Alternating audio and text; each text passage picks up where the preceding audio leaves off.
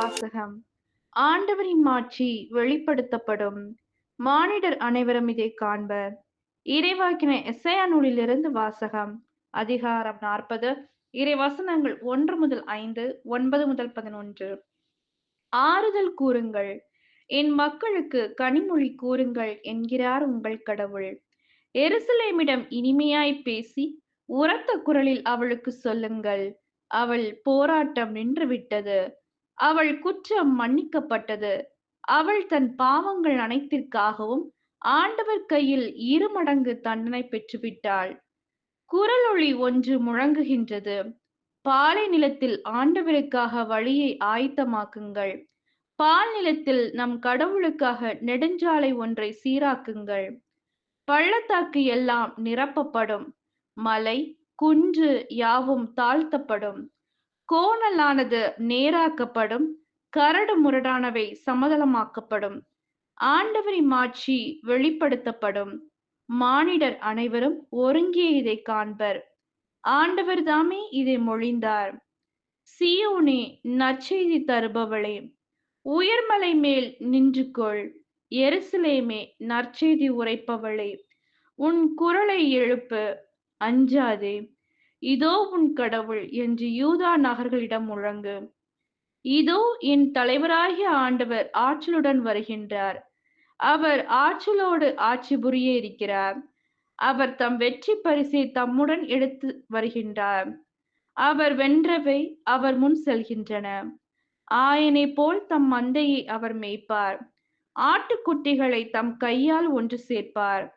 அவற்றை தம் தோளில் தூக்கி சுமப்பார். சினையாடுகளை கவனத்துடன் நடத்தி செல்வார். இது ஆண்டவரின் அருள்வாக்கு. இறைவா மக்கு நன்றி. இரண்டாம் வாசகம். புதுப்பிறப்பு அளிக்கும் நீரினாலும் புதுப்பிக்கும் தூய ஆவியாலும் கடவுள் நம்மை மீட்பார். திருத்தூதர் பவுல் தீத்துக்கு எழுதிய முதல் திருமுகத்திலிருந்து வாசகம். அதிகாரம் 2, இறைவசனங்கள் 11 முதல் 14, அதிகாரம் 3, 4 முதல் 7. அன்புக்குரியவரே, மனிதர் அனைவருக்கும் மீட்பராம் கடவுளின் அருள் வெளிப்படுத்தப்பட்டுள்ளது.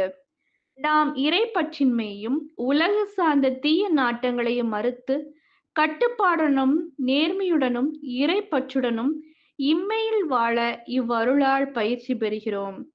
மகிழ்ச்சியோடு எதிர்நோக்கியிருப்பது நிறைவேறும் என காத்திருக்கின்றோம். நாம் பெருமைமிக்க கடவுளும் மீட்பருமாகிய இயேசு கிறிஸ்துவின் மாட்சி வெளிப்பட போகிறது. அவர் நம்மை எல்லா நெறிகேடுகளிலிருந்து மீட்டு நற்செயல்களில் ஆர்வமுள்ள தமக்குரிய மக்களாக தூய்மைப்படுத்த தம்மையே ஒப்படைத்தார். நம் மீட்பராம் கடவுளின் நன்மையும் மனித நேயம் வெளிப்பட்ட போது நாம் செய்த அறச்செயல்களை முன்னிட்டு அல்ல, மாறாக தம் இரக்கத்தை முன்னிட்டு புதுப்பிறப்பு அளிக்கும் நீரினாலும் புதுப்பிக்கும் தூய ஆவியாலும் கடவுள் நம்மை மீட்பார். அவர் நம் மீட்பராகிய இயேசு கிறிஸ்துவின் வழியாக தூய ஆவியை நம்மீது நிறைவாக பொழிந்தார். நாம் அவரது அருளால் அவருக்கு ஏற்புடையவர்களாகி நாம் எதிர்நோக்கி இருக்கும் நிலை வாழ்வை உரிமை பேராக பெறும் பொருட்டே இவ்வாறு செய்தார். இது ஆண்டவரின் அருள்வாக்கு. இறைவா மக்கு நன்றி. நற்செய்தி வாசகம். இயேசு திருமுழுக்கு பெற்று இறைவனிடம் வேண்டிக் கொண்டிருந்த போது வானம் திறந்தது. லூக்கா எழுதிய தூய நற்செய்தியிலிருந்து வாசகம். அதிகாரம் 3, இறை வசனங்கள் 15, 16, 21, 22. அக்காலத்தில் மக்கள் மீட்பதை எதிர்பார்த்து கொண்டிருந்தார்கள்.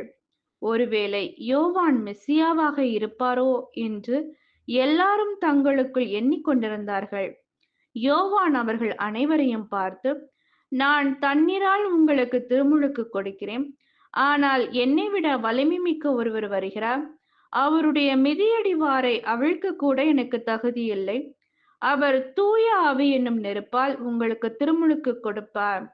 மக்கள் எல்லாரும் திருமுழுக்கு பெறும் வேளையில் இயேசுவும் திருமுழுக்கு பெற்று இறைவனிடம் வேண்டிக் கொண்டிருந்த போது வானம் திறந்தது. தூய ஆவி புறா வடிவில் தோன்றி அவர் மீது இறங்கியது. அப்பொழுது, என் அன்பார்ந்த மகன் நீயே, உன் பொருட்டு நான் பூரிப்படைகிறேன் என்று வானத்திலிருந்து ஒரு குரல் ஒலித்தது. இது கிறிஸ்துவின் நற்செய்தி. கிறிஸ்துவே உமக்கு புகழ்.